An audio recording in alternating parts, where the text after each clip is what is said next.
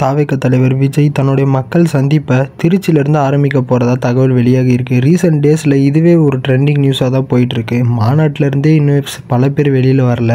இப்போ அதுக்குள்ளே மக்கள் சந்திப்புன்றது எதிர்கட்சிகளுக்கும் ஆளுங்கட்சிகளுக்கும் பல குழப்பத்தை கிரியேட் பண்ணியிருக்கும்.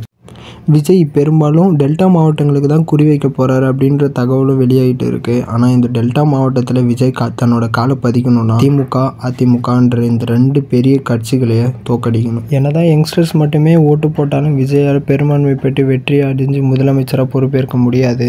விவசாயிகளும் ஓட்டு போடணும். விவசாயிகள் அதுங்க நம்பணும். அதுக்கு ஒரு நிலையான கொள்கை கோட்பாடு தேவை. கொள்கை கோட்பாடு இல்லாமல் நம்ம என்ன செய்ய போகிறோம் அப்படின்றத தெளிவாக விஜய் சொன்னார்னா அவங்களுடைய ஓட்டு பெறுறது வாய்ப்பு நிறையவே இருக்குது. ஒரு போராட்டம் எப்படி நடத்தணும்னு, ஒரு மாநாட்டை எப்படி வெற்றிகரமாக நடத்தணும் அப்படின்ட்டு இன்றைக்கி பல கட்சிகளுக்கு உதாரணமாக இருக்கார் விஜய்.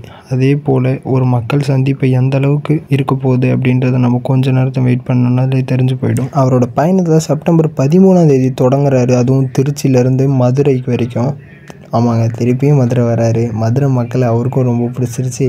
அவரையும் மதுரை மக்களுக்கு ரொம்ப பிடிக்கும். நீங்கள் இன்னும் நம்ம சேனலை சப்ஸ்கிரைப் பண்ணால் பார்த்துட்ருக்கீங்கன்னா நான் போடுற அப்டேட்ஸ் உங்களுக்கு வராது அப்படின்ற அர்த்தம். அதனால் சப்ஸ்கிரைப் பண்ணிவிட்டு கண்டினியூ பண்ணிக்கோங்க.